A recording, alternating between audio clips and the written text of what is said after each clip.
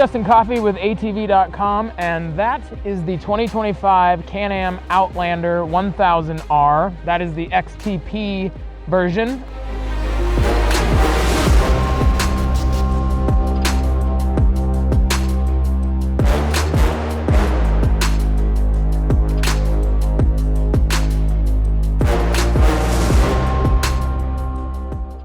We just wrapped up 2 days of riding here in British Columbia. We're about an hour and a half outside of Kelowna at CKMP. They have an amazing facility with incredible riding opportunities everywhere. Yeah. You look like a guy at the UFC wearing a tap out shirt.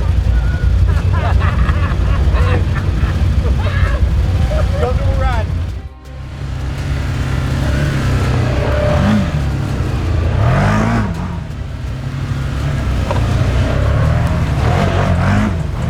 Like an insane lodge situation and garage. It's pretty awesome. This is an all new unit for Can-Am for 2025. It is powered by a 1000cc Rotax V twin, making 101 horsepower. It is an absolute mountain goat of a machine that will go anywhere quickly. It's just built on steroids. We spent the last day up in the mountains at elevation. We got up to about 7,500 feet. A little reduction in power as we climbed up, but the thing just absolutely hauls the mail.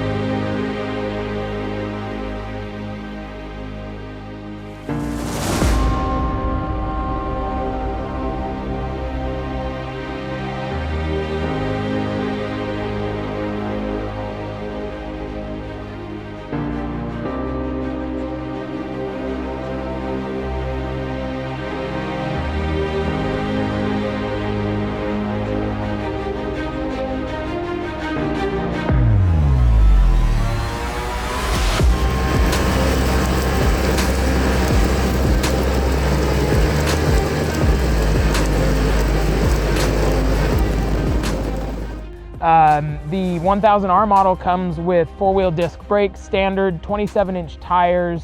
It has a full 5.5mm skid plate underneath it, 12 inches of travel in the rear, 10.8 inches of travel up front, which is a ton of travel for this machine. And we found that it is more than capable. The loop that we've got right here on the property is a couple of miles of just pretty technical woodsy riding with big stumps and like fallout and little creek crossings, and this thing, given how big it is, I thought maybe it was going to be a little tough to manage, but it's got power steering. It's got adjustable levels of response on the power steering from minimum all the way to maximum, as well as braking assist. So it's got it. Up here is your intelligent engine braking.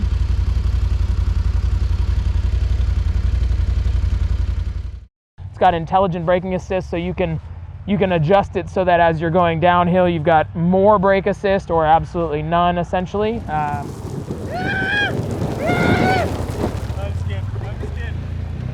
But in the technical stuff here, it was phenomenal. Much more capable and easy to ride than I anticipated, given how large it is. It weighs almost 960 pounds. It's about 48 inches wide, 50 when the suspension's compressed.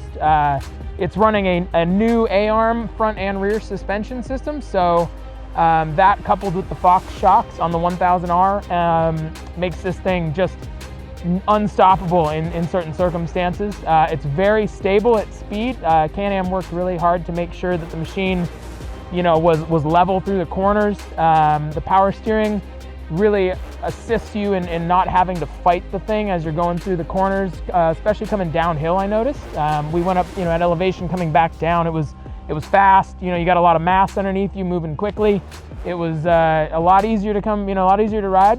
There's also a new 850 model that we rode today. That model makes about 68 horsepower compared to the 101 horsepower that this thing makes. So it's a little more tame, a little easier to ride in that sense. However, I found that the ergonomics on the 1000R, this is the XTP, like I said, the ergonomics on this thing are really comfortable. The seat is phenomenal. We spent 12 hours on the machine yesterday, so I thought I would be pretty worn out, but I was impressed. So they've developed multiple iterations of this model. So there's a limited edition which comes with an 11-inch touchscreen display. This XTP model is more of the sport, enthusiast focused, and then there's a standard model. There's over 100 accessories that transferred from the G2 Plus line, which is the outgoing Outlander platform.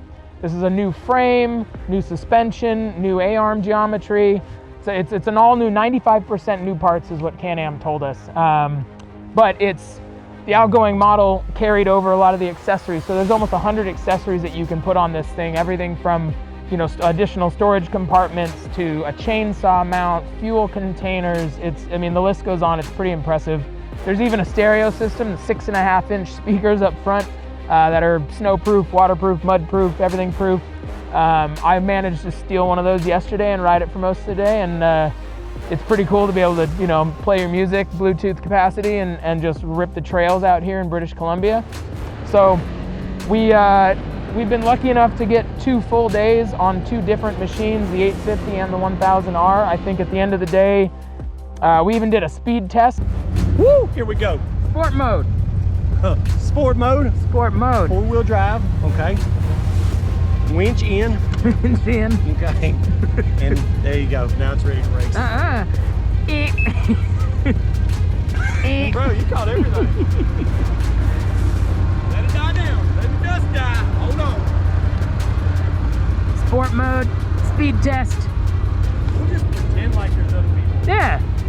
You ready? It'll feel good. Are you ready? Bring them up, bring them up, bring them up.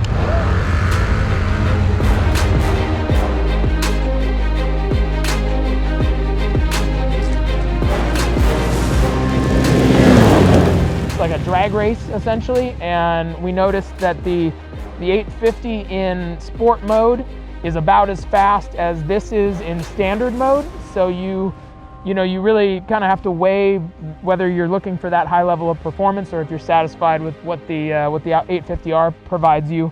The 850 comes with Showa suspension. This model comes with Fox suspension. It is definitely a noticeable difference here in the woods and the technical stuff. There's also a front sway bar on this machine, which really stabilizes it in the high-speed stuff in the corners. Overall, we are incredibly impressed. We're super stoked that Can-Am brought us out here and gave us the chance to ride not 1 but 2 machines for multiple days. And check out my full review. I'm gonna have a full review on ATV.com. I am Justin Coffey checking out.